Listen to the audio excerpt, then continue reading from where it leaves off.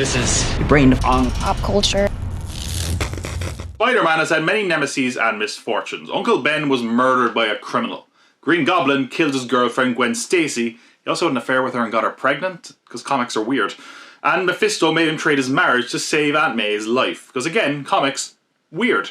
But perhaps the most cunning foe Spider-Man has faced is the dastardly evildoers who stole his suits. April 4th, 2001. The filming day had come to an end on the set of Spider-Man on the Sony Pictures lot in Culver City, California. And with that, as they did every night, the costumes were locked away securely in the costumes room. Although perhaps not as securely as I hoped, as that night, 4 Spider-Man suits were stolen. There were a lot of suits made for this film. Studio ADI, who created the suit, estimate that they made as many as 60 suits to accommodate Tobey Maguire and the stunt team. And they were expensive bits of kit. The studio valued these at $50,000 a piece, which really begs the question of how the hell Peter Parker could afford to make one. Certainly these were high-ticket items. Regardless of the cost of making them, they could make a lot of money with them on the film memorabilia market, or in this case, black market. And Sony was aware of this, so they put up a reward of $25,000. And an official investigation was launched by the police. Thankfully, they ignored the anonymous tipster who said it could be Spider-Man because he's a menace and a criminal. Whoever that caller was. The investigation rolls on, and in that time, Spider-Man is released, it breaks box office records, and is adored by critics and audiences alike. And about 4 months after that release, the suits are recovered, and the investigation comes to a close after nearly 18 months of investigation time.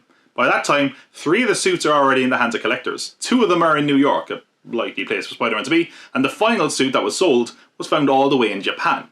What about the 4th suit though? Well, it was found in the home of one of the accomplices in Los Angeles. That's not all they recovered in their search though. Turns out it wasn't just Spider-Man who'd fallen victim to those treacherous fiends.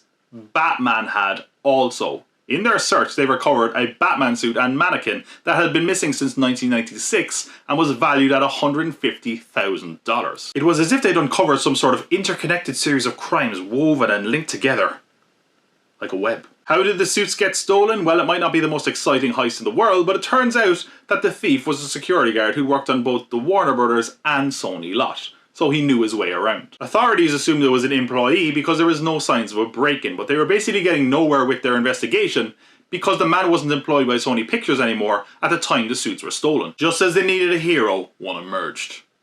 The thief's ex-wife.